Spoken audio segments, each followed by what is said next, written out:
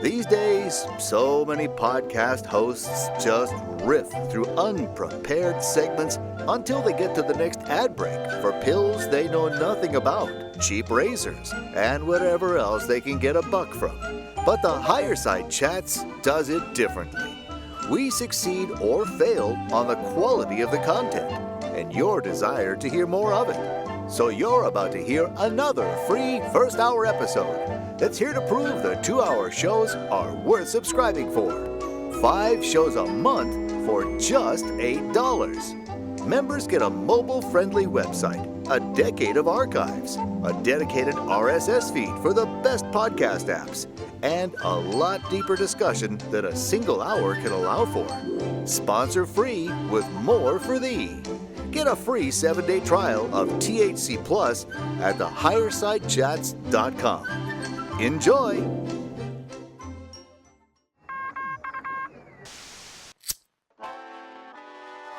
the 1930s, President Franklin Delano Roosevelt addressed the nation through a series of radio broadcasts known as the Fireside Chats. His aim was to reassure the common man that our society would recover from its troubled times. Well, we're far from 1930, and I deal with a different kind of fire. For a new era of worldly frustration, we offer a fresh conversation. I'm Greg Carlwood, and these are the Higher Side Chats. Doing the thing from sunny San Diego, I'm Greg Carlwood, and we have unpacked many pockets of suppressed people, knowledge, and empowering magic on this long road to the promised land. But a lesser explored subject that touches on all 3 of these things is the suppression of Eros, female sexuality, and the divine feminine. Clearly, the Catholic Church and Western society as a whole has done its damnedest to keep women down a peg or two. As for years, they were only allowed in supporting roles from nuns to secretaries, nurses, and housewives. And it's even been said that the Holy Trinity itself, of Father, Son, and Holy Ghost, is curiously missing a crucial element to fill out that famous family. History is in no short supply of eras and instances of telling women to cover up either, as if intimidated by the allure of their sexuality, and for years, most academic studies of sexuality were for men by men. Well, if the divine feminine promotes love, passion, and compassion, it's not hard to see how that might conflict with a culture conditioned to value brute strength, domination, and a dog-eat-dog competitive mentality, hell-bent on war after war and a cold capitalist approach to everything.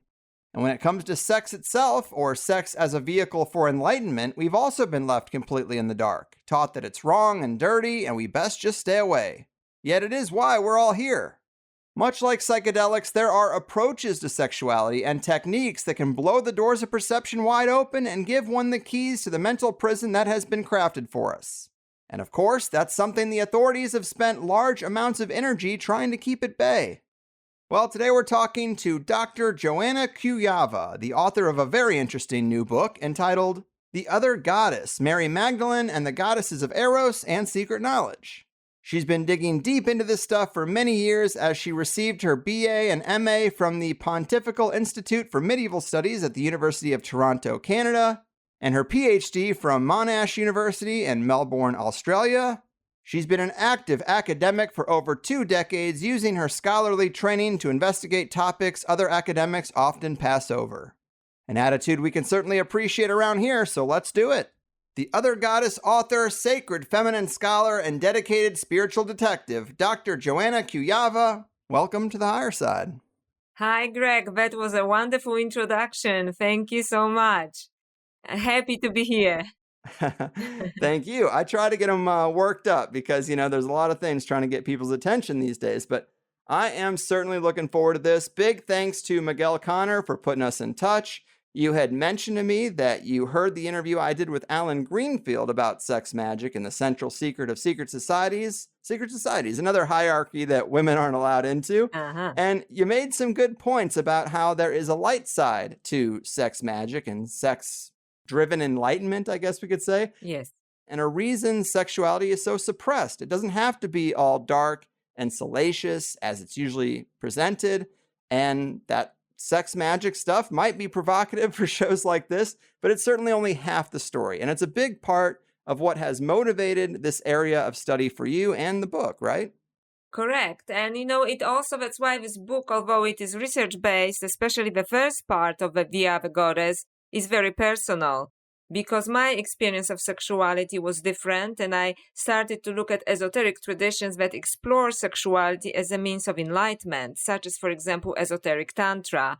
So I thought there is something into this that is really uncovered. And when I started to look into early Christianity and also, Sumerian traditions and Egyptian traditions and Hindu tradition, and I'm talking about, when I talk about Tantra, I talk about the classic Tantra of Kashmir Shaivism, which is very different than, for example, Chinese Tantra, which is Taoist, which has completely different goals, which do not include enlightenment. They are mostly focused on longevity, or Western Tantra, which is usually called Neo-Tantra, which basically means that in some ways they want to focus on sacred sexuality, but it's really about improving your sexual life with your partner. And this is not what classic Tantra is about. And as I was studying this, I started to notice a connection with Mary Magdalene and goddesses of Sumer. So let me know where you would like me to start this journey for your show. Well, I'm glad you mentioned what you mentioned there, because when people hear Tantra, they sometimes think Kama Sutra. And obviously, those are two totally different things that don't even have the same approach. It isn't about heightening pleasure with a partner. It is about enlightenment. And that is a significant difference, right? Yes, absolutely. And, and that's fine. That's why we have Kama Sutra, and Kama Sutra is a wonderful piece of work. And I'm all for people having some fun, and deepening the intimacy and sexual pleasure. But the classic Tantra goals are completely different. It is basically using sexuality, especially female sexuality, when during an intimate act with a man, to reach a heightened state of consciousness. For example, let me start, right from the beginning.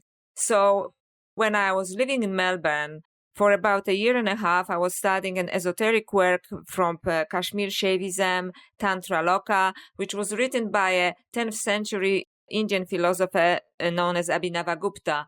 Abhinavagupta was basically like an Einstein of his own times, because he wrote about everything. He's this kind of geniuses that happens once, every few centuries.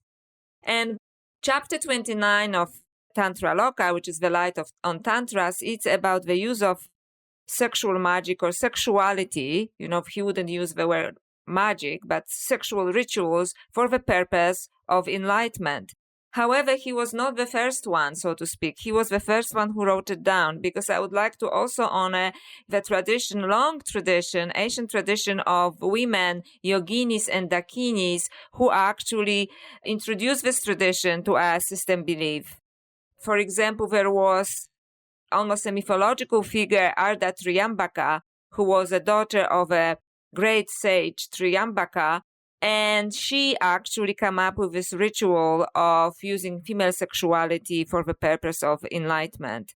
And then there was a long line of dakinis and yoginis who, passed on this tradition orally because they didn't write. And, they just passed from one woman, from one yogini to another. And then in Tibetan Buddhist tradition, they were called dakinis.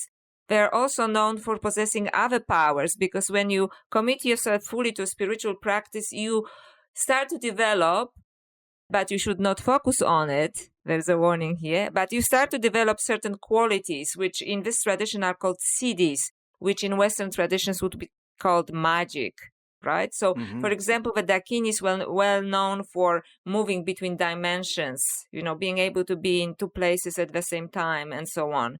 So, but it was just a byproduct of this. The goal of this tradition was to basically reach enlightenment, to be one with the divine mind through sexual bliss by use of female sexuality. And I love this part, of Tantra Loka, which says that once this happens, you will be walking like gods and goddesses on earth, because you have an experience of a divine mind. You cleanse the doors of perception. You will see, the beauty of everything that is around you. And you will see, that we are just spiritual beings in this dimension, but also the different dimensions open up for you. And I know this for a fact because I myself had this kind of experience when I was studying it, as I mentioned earlier, for a year and a half with a translator of this work, who coincidentally is a Catholic priest who is a Sanskrit scholar, and he did a PhD on this. And I studied it with a Tibetan monk who just escaped from Tibet. Now he has a successful, meditation center and so on near Melbourne, and another Swami. However, we did not practice it. We just studied this work, which was just translated by the scholar, that I mentioned before. And I'm not sure if you want me to talk about, but when I was studying it, I had a spontaneous experience of which these works are talking. Having said so, I was already also initiated to the tradition. So I went through the process of initiation because I was already a committed seeker.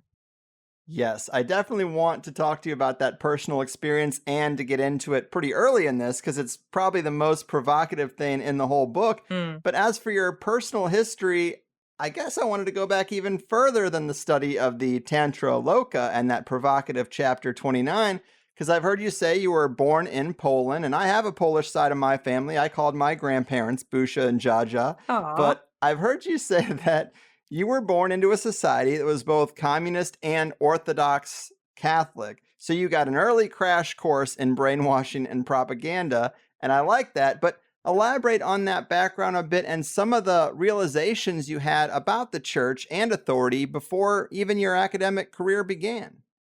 Thank you so much, Greg, for this question. So yes, because also people may wonder about my accent. So yes, I was born in Poland, and it was a very strange place at that time. I'm sure it is very different now because it was intensely communist and intensely Catholic. And my family was intensely Catholic as well. And for a long time, I was a devout Catholic. And as a little girl, I used to go to these beautiful churches in Poland, Baroque churches with beautiful frescoes. And I always saw, the paintings of Mary, Virgin Mary, the Mother Mary or Virgin Mary, which is actually the dominant deity in Poland. People usually in Poland pray to Virgin Mary. So I had this already exposure to the divine feminine. But as I started to grow up and started to feel, the sweetness of Eros, I started to wonder, the whole virginity thing I started to question it. It stopped making sense to me.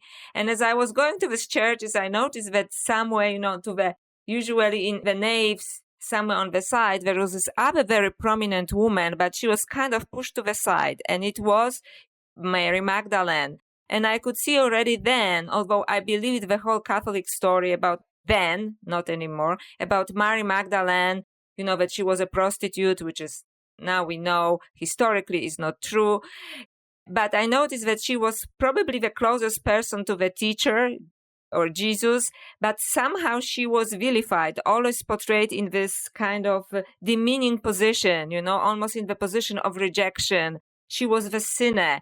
But somehow even then, although I did not know the full story then, I thought she was a very interesting person. So, and I thought, and of course it was obvious that the rejection in the church and in human mind of Mary Magdalene, despite of her prominence, had to do something with her sexuality and her connection with Jesus. Well, that is a hell of a hunch that really sends you down a rabbit hole.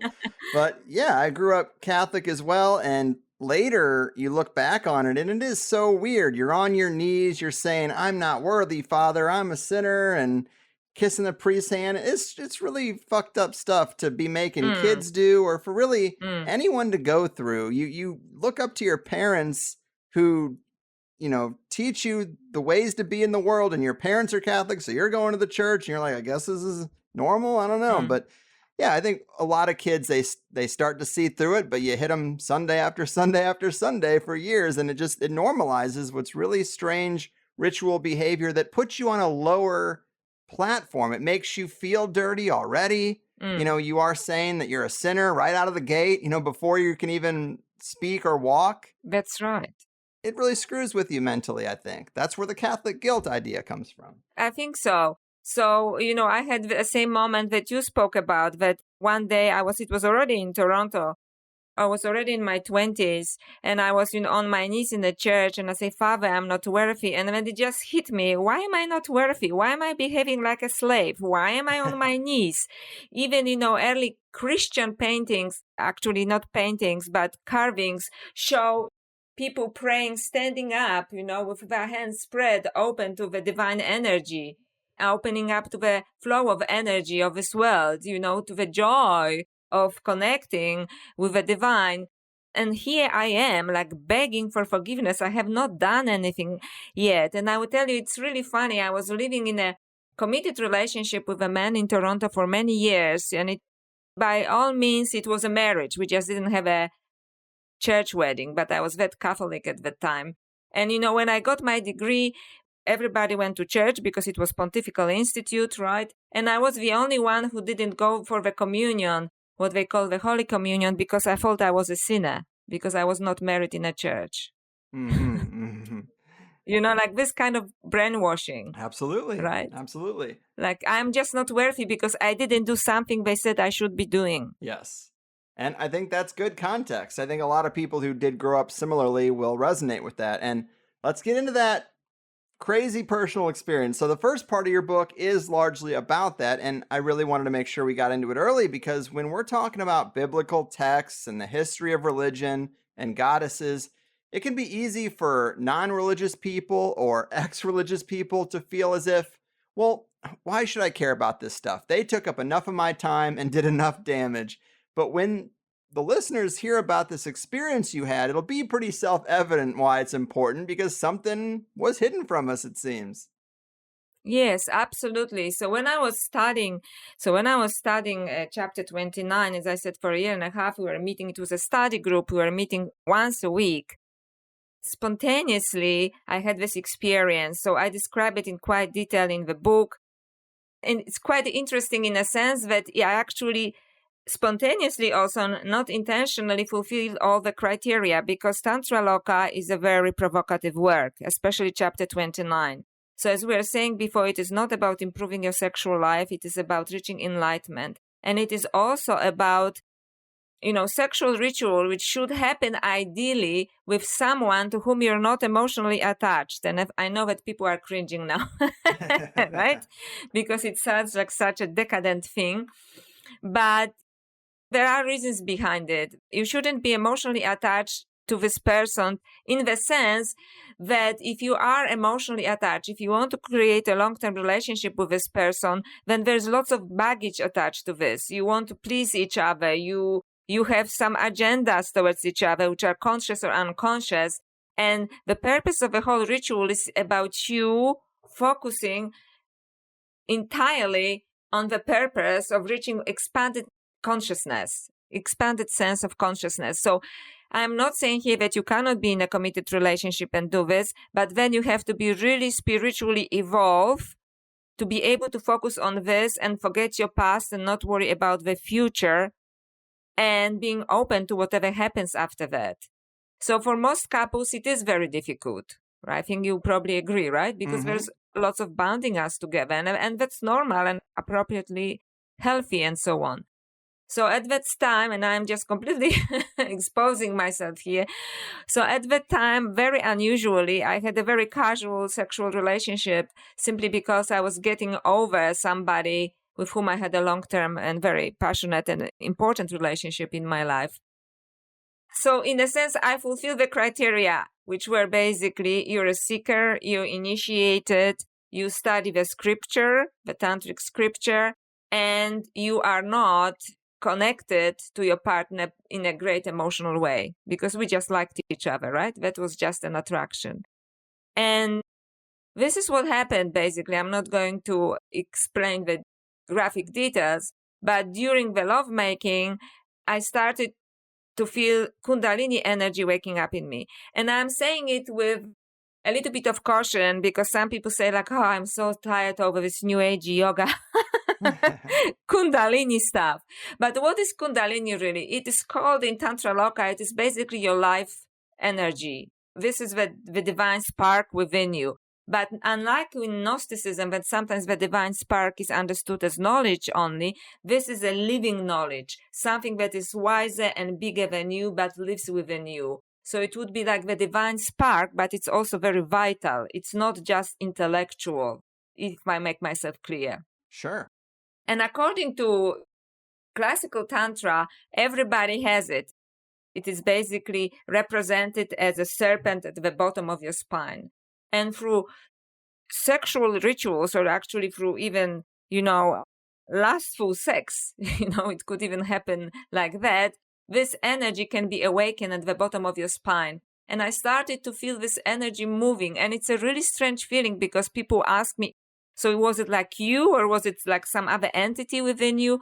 And it really feels like both, because it was me, but it was almost like an evolved me, if you can imagine this. It was me, but it was me that was so much wiser and so much more powerful. So it was almost like me in my full potential, but not the me that I am at the moment, right?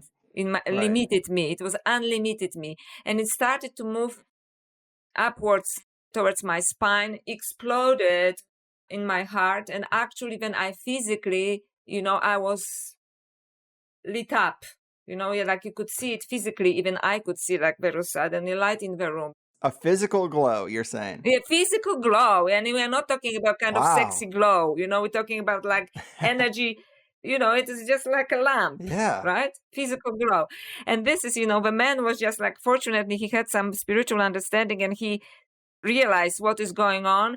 And what happened, it is, as it is described actually in the scriptures, that a woman is the carrier of this energy, and this energy through sexual acts spells on a man. So a woman needs a man to wake up this energy in her, and then she spills it over to a man, so they both get the experience of divine consciousness. So it's kind of very masculine, feminine kind of thing going on here. And then he started, we went into like kind of meditative, and he was blown away, of course, at first, meditative state, however, the energy started to proceed and then move towards my forehead, and then it stopped there. It stopped there and exploded again, and I again kind of physically lit up, and we went into this meditative state, which lasted for a very long time. But it's not only that it is a meditative state. I started to perceive reality, obviously not now, but then when this happened, as energy. So I just saw basically particles of energy around me, but not, I realized I had experience of the world not being material, so to speak, because we usually speak about spirit and matter, right? Which is a very kind of materialistic polarity. But this was more like, it was experience of energy, what quantum physicists are talking about. So I just saw particles of energy around myself. And what was interesting about it, that people say, how do you know that it wasn't just orgasm? Right. It's a question. And I say, I know, because this energy was very conscious. It was wise. It was powerful. It was bigger than me. It was moving through me, spilling upon the man. And also, by the time it got to my forehead, it kind of paused for a moment, almost like thinking, what's next? Am I going to leave it here and let them have a good time? Or am I going to give them like a experience of cosmic consciousness? And obviously decided, to give us this spiritual experience, although it goes beyond, I think, distinction between spiritual and material. And this bliss lasted for a very long time.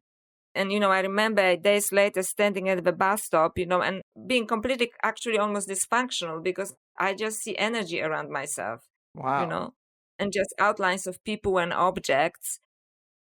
So it is a little bit like they say in the Gospel of Thomas, or even Blake said, cleansing your doors of perceptions. And this is what happened. And this is what in chapter 29 is promised. You'll be walking like gods and goddesses on the earth, because you will enter what they called goddess consciousness, right? So you beyond the normal distinctions of matter and spirit. Right. Wow. That is such a wild experience. I've heard you call it erotic rapture, which is a really great term that I like. And you say this was spontaneous and not intentional. you're with a partner that is, casual based on lust. That's a prerequisite.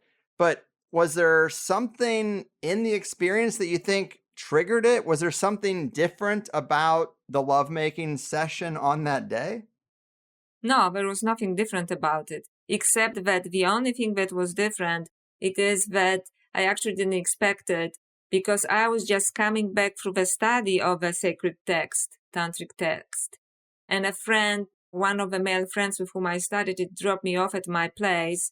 And the man that I was dating then was waiting for me. And I didn't even expect it. Huh. So there was nothing unusual about the lovemaking, except that I was imbued with the teachings, if I can say, because we were just after the study session and I was such a committed student of this. I really wanted to understand everything. I really wanted to understand what is going on in Tantra Loka, and it's an extremely difficult text to read. It is very encoded, and it is encoded for several reasons, because it was being practiced by Abhinavagupta and by other Brahmins, which was completely forbidden, because they have to have an excellent, morally proper life, no sex or just sex with our wives, and, no wine and no meat and so on, and the ritual, actually, if you do the ritual as it is described, which is, we didn't do this, it is, you're supposed to drink wine with menstrual blood and so on. You do all of these forbidden things for religious purposes. So it's an act of like a rebellion against all the rules, so to speak, to go beyond all the rules and to go straight to the divine mind. Mm-hmm. So apart from the fact that I was still, every sacred text has an energy. So if you really connect with the text, if you are really devotional in this text, devotional in the sense that you're not praying to this, but you're giving your energy to this, you study this with great passion, and devotion. And by devotion, I mean you really want to understand what is conveyed there. Then the text gives you this energy as well. It's a reciprocity between you and the sacred text. And anybody who studies, some people have it with Rumi's poems, there's certain energy that they give you, this kind of text. So this is the only thing I can think about, that I was just coming back from the study session and this is when it happened. But nothing physical. And that's why when I was trying to describe this experience to one, I wanted to write an article, to a male magazine. They said, oh, this is a great stuff, but can you tell us what you did physically? And I said, I can't, because it was just nothing, it was normal, it was a normal intercourse. Well, it is all interesting because you mentioned doing some things that are considered taboo, the drinking of wine and menstrual blood and this sort of stuff. Well, when I talk to people who are discussing sex magic in a darker way, like in a provocative secret society way, it does include these sorts of protocols. And that's where people start to think, oh, this is blasphemous and dark and evil because you're going with all these taboos. But it's like, blasphemous to who? The Catholic Church? I mean, are they the authority on morality? I mean, I think they've got some skeletons in the closet. And if we're going to consider them to be gatekeepers of knowledge more than anything, it starts, and enlightenment too, it starts to be like, well, let's reverse engineer it all. And how did these certain protocols become bad and evil?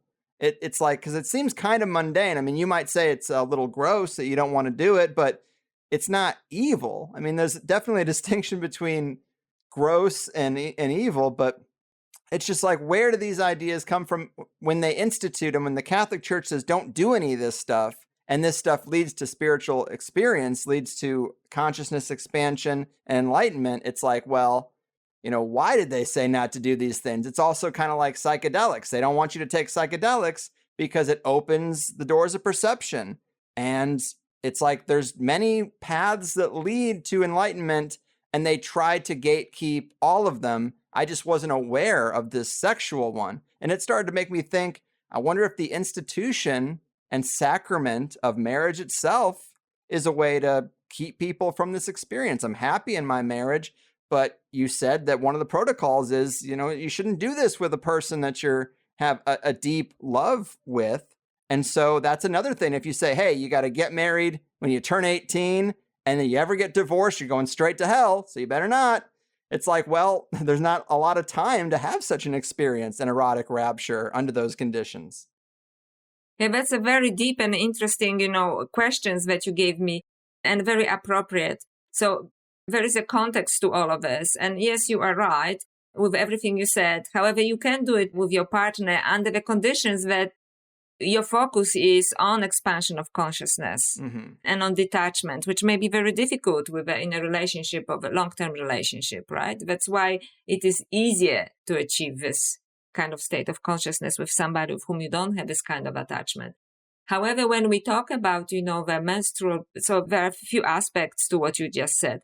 However, when we are talking about drinking wine with menstrual blood, which we didn't do it, right? So it's when you do it in a ritualistic way, which we didn't. For us, it was just spontaneous. So the reason why they did it, it wasn't just to be gross, because in Hinduism and in every religion, really, not only in Catholicism, not only in Hinduism, women are not, and female energy, and especially female sexuality, is very tightly controlled. And this is what we have to ask ourselves, why? And I think the answer is that this is such a power. This is energy. This is a huge energy. And they just decided to use this energy. It's like a nuclear weapon. You can use it for good, nuclear power, or for bad. Right? So they just decided to use something that is so powerful, like female sexuality, when it is fully awakened. This can take us like a, fast rocket to God. Having said so, this menstrual blood, it was a ritual I honor this feminine energy. I am not rejecting it anymore. What is feminine, even in church fathers, I read, the woman is just a piece of meat and blood and completely vile. They actually wrote about it, in early Christian writings and throughout Middle Ages and until recently. So what Tantra does, actually, it reverses everything upside down. So what is being normally considered as lower, they make it high. Right. So they said, no, I honor feminine energy. I can even drink wine, of menstrual blood to honor, what feminine energy has. That's why part of Tantra Loka is about drinking sexual fluids. It is about, oral sex, very deep oral sex on the feminine, because they say that feminine sexual organs represent the motion of the universe, which is contracts and expands. So there's the whole philosophy behind it. And it is also an act of rebellion against this prohibition. But it's only about marriage, that, Eros is bad, that the feminine is bad. So it is tantrikas, and there was also a radical group of tantrikas called kapalikas who took it, to the, really weird level, but it is basically an act of devotion, of using female energy to become one with God. So it's not just so it is gross. It is like, I honor what is normally considered gross. I honor what is normally rejected. Does it make sense? It does. And also, it is true, and I didn't look there because other people do it very well, and I wanted to focus on the positive side of this because it was used as a form of enlightenment. But yes, it is, I'm certain that it's used in some dark societies because they know that it is a great power. So they use it to that dark ends. So my question is, why not use it for good ends? Right. Right? Especially that it was actually invented for that purpose. And then, like with everything, the powers at hand, they take something good, and hijack it. Right. Because they want money, they want power. God knows what this, monsters want. but it was, the purpose of this was not dark. The purpose was, so you walk like gods and goddesses on earth, in cosmic consciousness, not so you make money and, enslave other people. Right. Well, Catholicism has often been described as like a corporate religion. Obviously, it is like a business more than anything. And if you can get direct spiritual experience, then what do you need them for? So any avenue to get there, you had to be removed. And then, we are the liaison to God, just give us a couple of bucks and we'll tell you you're forgiven and all will be well. And I like this phrase in your book where you say, from Kali to Aphrodite, from Shakti to Inanna, we descend into the underworlds of creative chaos and back into the wombs of forgotten stargates.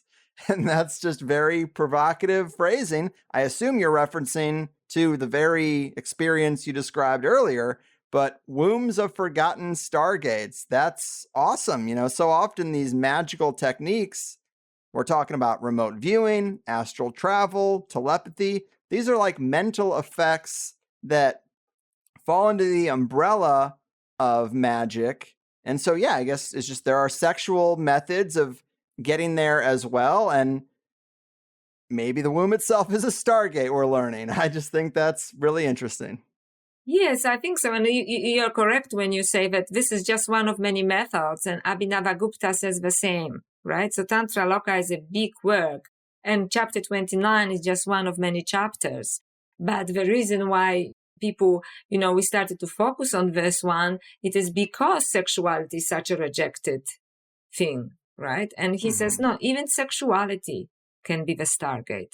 And the reason why I started to look at the stargates, because I then started to look at the lineage of goddesses in the West, that, erotic goddesses. It started with Mary Magdalene for me. And I made the connection, and I'm not the first one in this sense, I admit this, to connection to other ancient goddesses, such as, the Anunnaki goddess Nimna, the Inanna, the Assyrian Inanna, the Egyptian Isis in Mary Magdalene, and they carry the same symbolism, which is, they carry all higher magic and also erotic symbolism there, and they're always present about, and the process of resurrection. Either they resurrect someone else, their partner, or even themselves. So that was definitely a theme, and yet consistently with goddesses, women, or priestesses, because somebody, I had a conversation recently about Mary Magdalene. Why do you call her goddess and so on? And we can get into this if you want to. But basically, They were the stargates. There was some kind of necessary element there, which is a feminine element for people to go through the stargate or for opening of dimensions, right? And these women who were part of this ritual, part of this program, so to speak, of this training, were called prostitutes, they were called harlots, and they were demeaned. So this in itself is quite interesting, that women who carried this secret knowledge that had to do something with Eros, resurrection, and passing between dimensions, were so vilified by mainstream religions. This in itself is an interesting concept to explore. Mm-hmm. Yeah, well, there's probably a lot of ego and jealousy involved there when it comes to men studying this thing. If there is some feminine gift, as you refer to it in some areas, that only a female can give, an enlightening experience, well, they're going to be mad about that. Certain people are going to be upset about that, especially people in positions of authority, because they can't access it and they can't really gatekeep it except to suppress it and make it seem dirty and slander the people who do have that, which brings us to Mary Magdalene. Most people, obviously, as you say, know her as a whore or a prostitute, but you talk about a hijack that happened, and that was actually much later. In the original context for her, it really wasn't like that. And you could go a bit further and talk about the Gnostic texts, because they say something totally different about her, and there's actually a gospel of Mary, surprisingly, right? That's right. So it is quite interesting, because my first encounter with a different Mary Magdalene was in Jerusalem, in the Russian Orthodox Church on the Mount of Olives, when I noticed, this now very famous painting when she's standing there with her hand extended and with the egg in her hand. And there is a medieval legend about it that I'm not going to cover because I think it's very naive, but it reminded me, of other goddesses that I mentioned before, especially with Nimna, Inanna, Ishtar, Isis that are portrayed in a similar way. And I thought they are standing with their hands extended with a gift to humanity. And what is this gift, right? And this is how the search started. But originally, when we go back to Christianity, Mary Magdalene was not considered to be a prostitute. In fact, Mary Magdalene was not considered to be a prostitute until exactly 591 in the 6th century, when Pope Gregory I made a great, I would say great, maybe that's why he's called also the Great, made a scriptural mistake and conflated Mary Magdalene with a woman sinner mentioned in the Gospel, in the canonical Gospels. First of all, so it was Homily 33, 591. And there's no evidence in the Gospel about it. First of all, the woman sinner was not called Mary, Magdalene. She's unnamed. And even if she and Mary Magdalene were the same woman, although there is no evidence for this, the word prostitute, which is porn in Greek, was never used in the Bible, not even once. The word used towards this woman, sinner, is actually harmatolos, which means not a sinner, but somebody who broke a Jewish law. And it could be anything. Maybe she didn't pay her taxes. So she's not even an adulteress. She's not a prostitute. And she is not called Mary Magdalene. So the whole thing is very flimsy. And even the Catholic Church in 1969 admitted that there is no scriptural evidence for Mary Magdalene to be a prostitute or to be this woman. Mm-hmm. So that in itself is interesting. And then I started to look into Gnostic Gospels. So, for example, the Gospel of Mary Magdalene was discovered in the 19th century in Egypt, and there's an interesting story behind it. Yes. However, in this Gospel, she is portrayed as the most entrusted disciple of Jesus, with whom he shared his esoteric teachings. And in fact, his other disciples, especially Peter, and this is very consistent in Gnostic writings, that Peter is very jealous of Mary Magdalene, So because he asks, how did teacher tell you all of these things? How come we don't know about it? Because Gnostics believe that Jesus gave 3 levels of teachings: the simple teachings that we have in the Bible, which were for, people around the Lake of Galilee where he taught, and the second level to his disciples, and the third level he gave to Mary Magdalene, and some scholars also believe to John, who were his most advanced teaching disciples. Disciples, yeah. And in other works, such as the Gospel of Philip, she is called Jesus' koinonos, which means his special partner. And the same, she is also his favorite disciple. In Pistis Sophia, which is another Gnostic work, which is a kind of a question and answer session between Jesus and his disciples, where disciples ask 42 questions, and out of these 42 questions, 39 are asked by Mary Magdalene, and they are very esoteric questions. And Peter again gets really upset, and he says, why is she even here? She's a woman. And Jesus tells him to shut up. And he says, Peter, be calm, because, she's imbued with the Spirit. So Gnostics portrayed Mary Magdalene as the most advanced disciple of Jesus, and in some instances also as his partner. So this is Gospel of Mary Magdalene, but also in Nag Hammadi, when I mentioned Gospel of Philip or Pistis Sophia. So there's an interesting story behind Nag Hammadi there, because it was discovered in 1945. And this is the story that I shared only with one more podcaster, and I discussed also with Miguel Cone, who actually pointed me towards this one particular scholarly work. And in my book, I mentioned it only in one sentence, yes, because I didn't know how to react to it.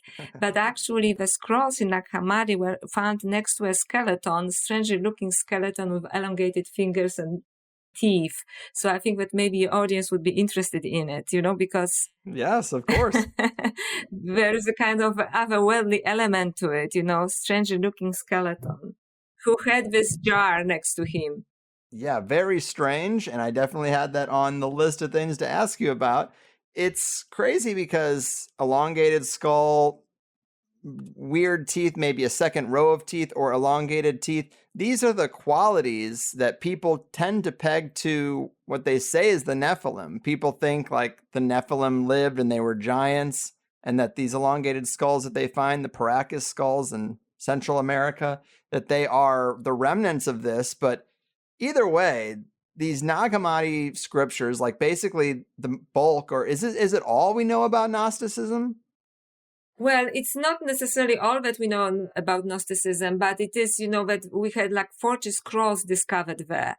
So the Gospel of Mary Magdalene discovered about 50, if I'm correct, 50 or 55 years earlier.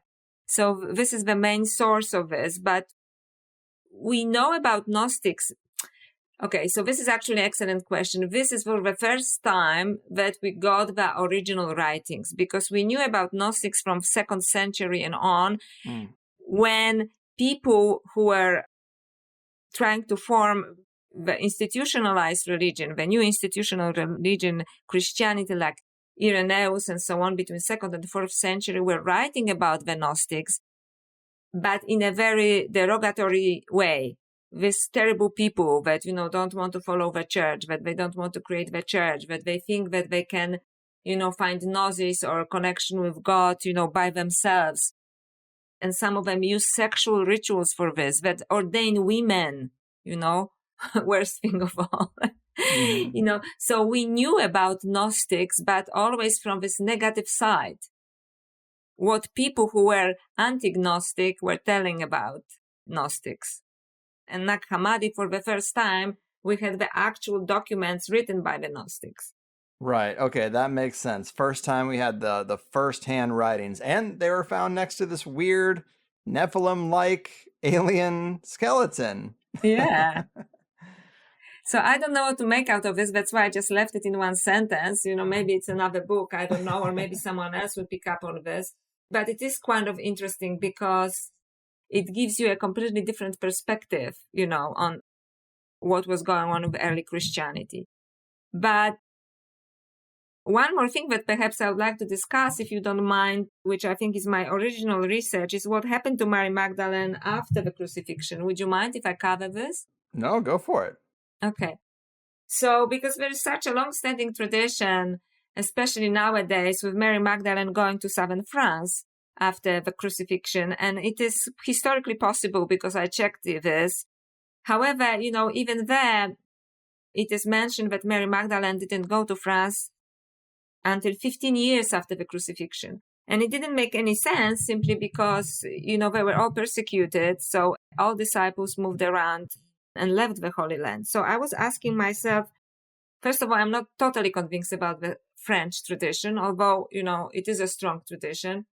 Then I thought, even if it is true, what did she do for next 15 years? She certainly didn't stay in Jerusalem or, anywhere in the Holy Land because it was not safe for them. So it was a kind of interesting spiritual detective work, because I came across a work of another scholar, John E. Taylor, who was talking about Philo of Alexandria and his work, a first century philosopher in Alexandria.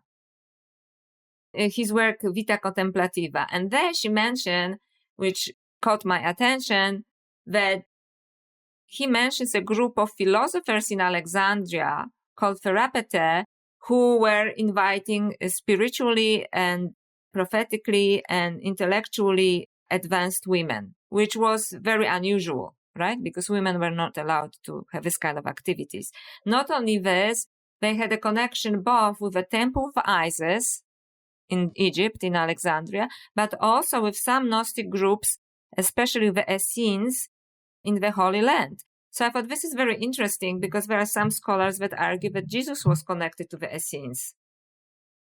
So I thought, okay, if I were Mary Magdalene, I probably, and if I, Gnostic Mary Magdalene, and this is what I believe, that she was an advanced disciple of Jesus, then I would be much more interested in going to Alexandria, which was the intellectual center and spiritual center of the universe at the time, right? Than going to France.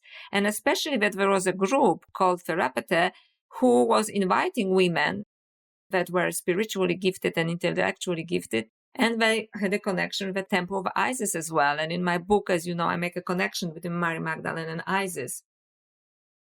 So would it be possible that she went to Alexandria? So I started to search whether there was a woman who would fit the description of Mary Magdalene at least a little bit at the time in Alexandria. And I found that there was a historical figure called Mary the alchemist, who specialized in spiritual alchemy, which specializes in ascension, not in turning, base metals into gold, but ascension. She was also called Mary the prophetess, which would fit into the Gnostic description of Mary, Magdalene, or Mary the Jewess, which would also, apply to Mary Magdalene. And in the 3rd century, which is a historical figure, famous alchemist Zosimus from Akhmin said that one of his biggest predecessors was this woman, Mary the prophetess, Mary the Jewess, Mary the alchemist. And the reason why she was allowed to open a school in Alexandria, it is because she was not fully Egyptian. She was only partly Egyptian or Jewish, which means because Egyptians were not allowed to share their knowledge publicly with the foreigners. And then I checked in the open sources of National Library of Israel, and it states that definitely this figure, Mary the prophetess, existed and did live in ancient Alexandria, and they even had some kind of physical artifacts, from her alchemical studio, as we would say today, right? And then I thought that perhaps another interesting aspect of this is that Zosimus, who wrote about her, lived in Akhmin, and the Gospel of Mary Magdalene was also found in Akhmin in Egypt. So perhaps there was already a tradition of her teachings there. So that's the story that I would like to put forward in my book as well. Yes, that's really interesting about her going to Alexandria. And before I really let you go, I did want to ask you about this, because I heard you mention in a previous interview that you said, obviously men have sexuality too, but they have not been taught how to honor or uplift it. And since this has been so feminine centric, I'm just curious what your thoughts are on that. If we're often taught it's about conquest, or, that's just kind of the male perspective is often that it is about some kind of conquest. How do we take these themes and recontextualize sexuality for men in a healthier way, in your opinion? That's a very interesting question, Greg. Thank you for this. So yes, I also say that men were given more sexual freedom, but they were not taught how to honor their sexuality. None of us were, right? None of us were. So I think we already have a wound there because we think it's something horrible, or we want to use other people. I think in case of especially this kind of primal man, to use women for their sexuality and so on. But I think that what we really need to do, both women and men, we really need to, that's why I'm going back to the feminine, it is that we need a woman that feels empowered in a healthy way sexually, because that's only then we can have a, good relationship with each other. Otherwise, we have this kind of either unsure or dependent or toxic feminine, and it's very difficult to have so I'm asking also women to take responsibility for this, right? We cannot have a clear relationship with this. And also that's why I encourage people, to discover this erotic connection. And at the beginning of my book, perhaps you remember, I'm talking about this few traps. One trap is, for example, the romantic trap, right? Which means that because we don't have an evolved feminine, and the man that is usually thinking about conquest and this kind of alpha man and so on, we fall into this romantic trap. What is a romantic trap? Which means that we play all of this kind of ancient roles that were already outdated, that we are not showing our true faces to each other because we really don't know who we are, right? So women play the part of a seductress, and, and men play the part of a conquering man. And I say that in this situation, Eros dies because there is no truth into this relationship. We just try to show the best sides of ourselves, but we truly not expose our souls to ourselves. So I often say that, a woman can wear a red dress for the same man only that many times to the same effect. Mm-hmm. Mm-hmm. Right? Eventually, this is being exposed as unreal for both women and men. So I still believe that we need to be complete in our relationships. However, not only in marriages, but in any relationship. And this is when I talk about erotic connection as different from marriage or romance.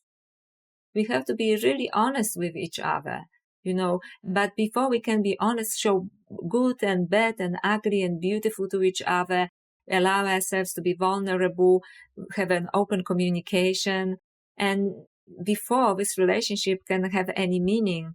But to do this, very often we have to go, in my opinion, on a personal quest. Instead of marrying at 18, and this is what they tell us to do, and in my books, as you know, I said that would mean death for me. I realized as a young girl, if I marry before I know who I am, we should go more on a personal quest. It was required in all kinds of indigenous societies that everybody goes, men were allowed, women were not allowed, but now women are allowed, and I went on a personal quest to discover at least partially who we are before we enter into any meaningful relationship. Mm-hmm.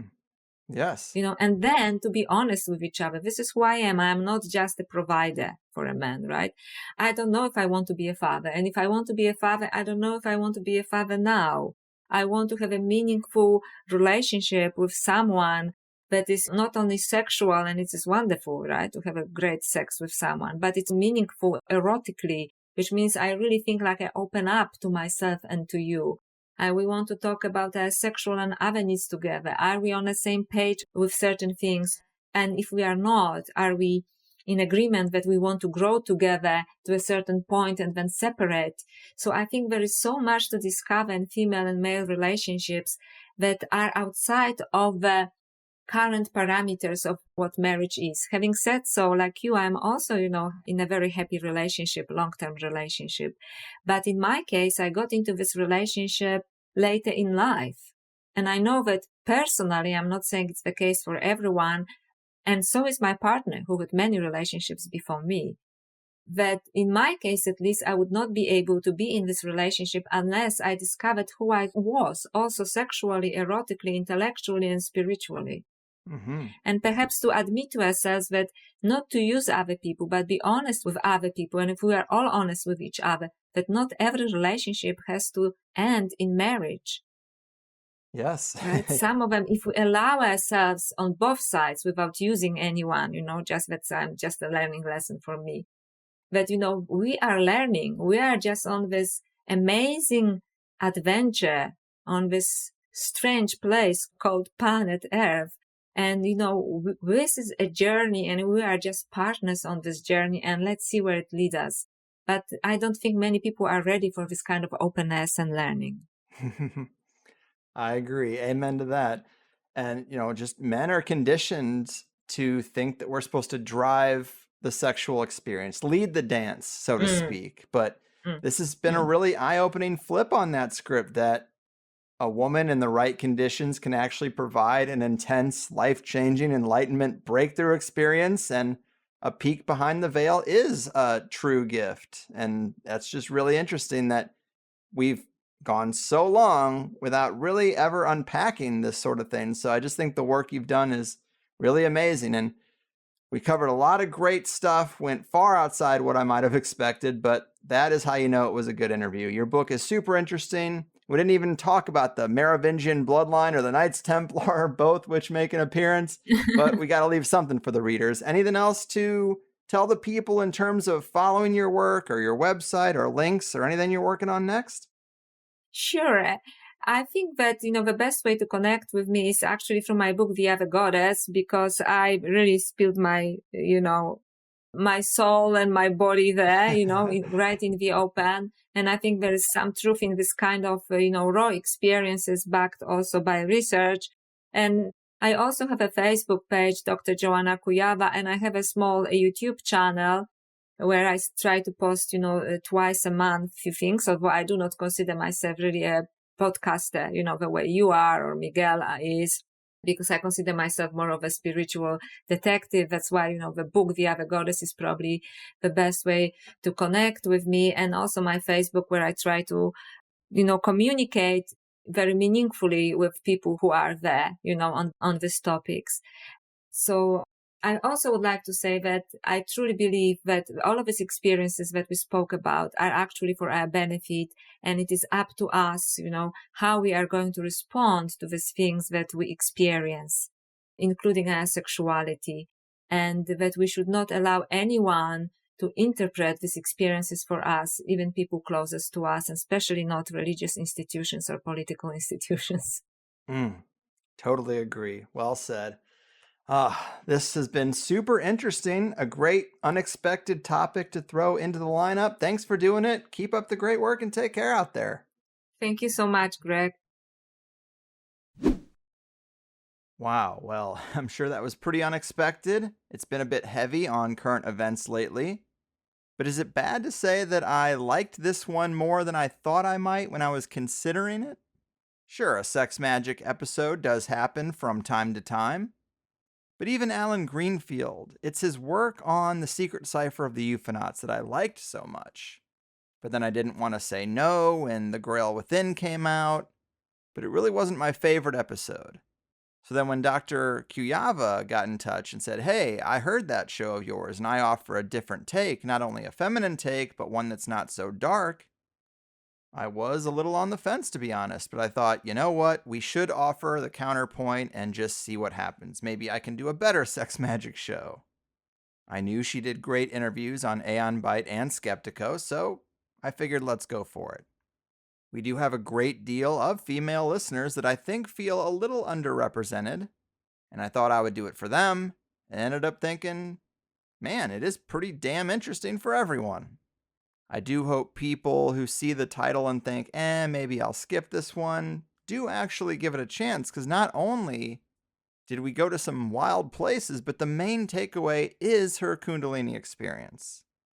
And it makes me think maybe that really is the core of the suppression of female sexuality, because it can facilitate this sort of experience. I'm sure, of course, the suppression is multifaceted, but this would definitely be in the mix. It's also pretty rare to hear anybody talk about, right? Sure, you might hear some Kama Sutra-esque type conversations about what's possible in increasing the levels of pleasure. But I don't think I've ever heard anyone really talk about this.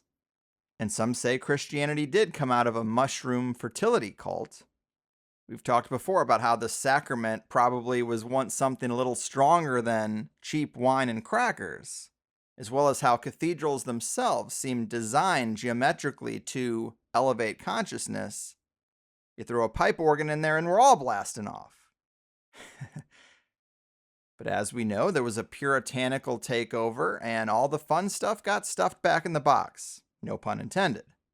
So really, that would have been enough for me, but then we got into a weird skeleton buried along the Nag Hammadi texts, the work of Diana Pasulka, the similarities between angels and aliens.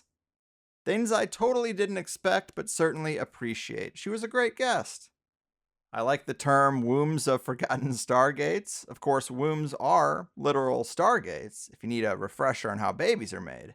But that is just a great way to phrase it. Stargates in more than one way, I suppose. Oh, and she was thoughtful enough to send me a follow-up email about that last question I asked of how men could use their sexuality and masculinity more productively, or just how to look at masculinity with this new context for femininity. And she wrote, you asked me about what this means for men, which was an excellent question. I would say that Eros is not about performance, and that both men and women are limited in this oppressive trap of one form of masculinity. I would say that for the erotic connection, men should not be afraid to show their vulnerability, something that is too often considered as weakness, when in fact it is a strength. And men should not be afraid of opening emotionally and spiritually in an erotic encounter. Masculinity, just as much as femininity, has many faces. Also, of course, this also goes for women. Do not fall into the polarity trap of an attractive other woman/harlot and the wife/mother archetype, as they are both very damaging to our psyche. Since I did not fully answer the question, I thought at least I would share this reflection with you via email. I hope this is helpful to you in some ways. Well, yeah, definitely. We are oftentimes pushed into polarities or ways of looking at things that don't suit us, and the angles that might are not so often talked about. And I appreciate her response. She clearly cares about the material and was thoughtful enough to add that bit after the fact. Very fun person to talk to. As for the Plus show, it of course was very wild. It is where some of the things I mentioned came up, but just to give you the full gist, we got into Egyptian sex magic, Akhenaten and Nefertiti, goddess symbols and the goddess's magical tools, ideas gleaned from Dr. Jeff Kripal and Dr. Diana Pasulka, angel encounters and abductee experience overlap, alien abduction and human sexuality, the 3 possibilities as to who the goddesses were, which of course she did ask for some listeners to voice their opinion of which of those 3 options they think is most likely. We talked about Dr. Kujawa's own personal paranormal visitations, goddesses and archetypes, and medicating spiritual sensitivity. As we know, modern society has a pill for everything. So if you liked this one, if you are intrigued to hear the full show, you know you have that 7-day free trial, and I certainly pay attention to what interests most people, and I try to follow up on those threads. But it's pretty clear the church and the state both want to keep us from true enlightenment experiences and direct knowledge. Not only all the things that I mentioned seem to have been ripped out of the spiritual traditions, but of course psychedelics, even in modern context. Sure, you guys can smoke a little weed, but that's where we're going to draw the line. They know that if you see through the facade, you lose your fear of death, you are less manipulatable, and all this game they're running on us just isn't as effective.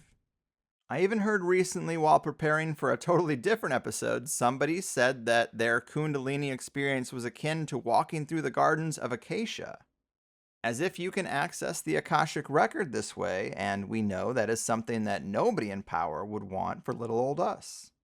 So I certainly learned a lot, and this will color the way I think about sexual suppression and the divine feminine for probably the rest of my life. So it definitely has a lot of value. Just goes to show you can explore pretty much every strange topic under the sun for over a decade and still learn more all the time. Big thanks to her for her work and for spreading the word about her profound experience when many others might be inclined to keep it private, especially with the academic career in play. But in higher side news, we definitely got some good stuff in the works. A bit of a back and forth between useful, important, relevant coverage of the times and then just some weird, crazy stuff that I think we all like. So be awake, be ready. And let's look at the MeetUps calendar, highersidemeetups.com. Our next 3 events remain the same. Tonight, Monday, August 22nd, Sunset by the Vast Conspiracy in Venice Beach. Saturday, August 27th, the London, UK THC meetup at Little Creatures Brewing in King's Cross. Get at it. And then Saturday, September 3rd, the Conspiracy Theorizers at High Springs Brewing in High Springs, Florida. And yes, alcohol might not be the most enlightening substance, but it is a social lubricant. It has its place, and there's just something about supporting microbreweries and small breweries all across this great nation that I appreciate. It charges me up a bit. Although there are many ways to meet up, and you could go on hikes, you could go to oddity shops, you could go to museums, you could stargaze, all kinds of stuff. So let your creativity be the only limiting factor. New friends in your area are just a few quick clicks of the mouse away. But you know the drill. But thanks for sticking with me. Thanks for supporting the show. For the Plus members who do, I hope you feel like it's worth your $8 a month. I love you guys. Couldn't do it without you. Curious what the feedback will be for this one, but we shall see. Let Dr. Kujawa know you liked the conversation. If you did, I'm sure she would appreciate it. She is on Twitter at Joanna Author, for those of you who use Twitter. But that's it for me. I'll catch you next time. I've done my part. Your move, goddess suppressors, kundalini deniers, and divine feminine demonizers. Your fucking move. Woke up this morning with light in my eyes, and then realized it was dark outside. It was a light coming down from the sky. I don't know who or why. Must be those strangers that come every night, whose saucers shaped light put people uptight. Leave blue-green footprints that glow in the dark. I hope they get home alright. Hey, Mr. Spaceman, won't you please take me along? I won't do anything wrong. Hey, Mr. Spaceman, won't you please take me along the high side? Woke up this morning, I was feeling quite weird. I had flies in my beard, my toothpaste was smeared. I opened my window, they'd written my name. Said, so long, we'll see you again. Hey, Mr. Spaceman, won't you please take me along? I won't do anything wrong. Hey, Mr. Spaceman, won't you please take me along the high side? Hey, Mr. Spaceman, won't you please take me along? I won't do anything wrong. Hey, Mr. Spaceman, won't you please take me along the high side? Won't you please take me along the high side?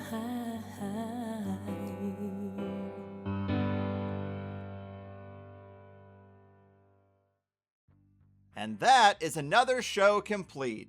Remember, as much as you enjoyed this, which is just the free first hour, I hope you'll become a Plus member to hear the full 2-hour interviews. You also can engage with other Plus members in the comments and the forums, and you'll find your answer to one of the most common questions I get, which is where can I find those cover songs that you use at the end of the show? Well, they are free downloads for Plus members too. And without Plus members, I can't hire the occasional musician to bring these odd cover song ideas to fruition. Plus members are how I'm able to do what I do without ads and without the big machine being on my back. We can fit so much more into a 2-hour interview, and I do my best to make it worth your time and money. The conversation only gets deeper, weirder, and more controversial in that private hour. How could it not, the way things are going?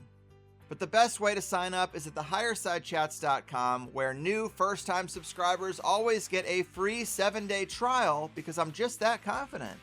There's no PayPal on the website, but if you need to use PayPal, then sign up through Patreon and you get all the same episodes. Our website is a credit or debit system, but you can also scope out the other options like a few various cryptos, cash or check mailed to the P.O. Box, and I'll even barter with most people if you have your own business and produce something nice that my wife or kid or taste buds might like. But the architects of consensus reality have made it clear that these themes and topics aren't really welcome on the main stage. And so this is how we secure a little counterculture corner for ourselves, and I hope you'll join Plus because that is the only way it works. Besides, you can cancel anytime right on your profile page. The most common concern I hear is people just being unsure if THC Plus will work with their podcast app, and the answer is probably yes. But if not, we have several high-level app recommendations for whatever phone you use, and the website is made for mobile too. We're trained to tip a waitress for bringing us a sandwich, but that tip doesn't give you access to a second sandwich. Really, I'm not asking for any more than that, and I think I offer a better service. Come get your second serving of tasty conspiracy goodness in exchange for that small token of your appreciation. Beyond that, let it also be known that we have grown and survived as long as we have by word of mouth. I don't care so much about social media likes or follows, but tell the right people about THC. And not just listeners, but the high-level figures who are better suited to sit down with me than most other hosts. And if you can help me with any of these things, I can work to bring you better shows, which is just a win-win for both of us. Informative, entertaining, and action-packed. It also never hurts to thank a guest you liked if you have the time either. We want them to know people are listening, so they're willing to come back down the road too. Thank you for spending some time with me, and cheers to a better tomorrow.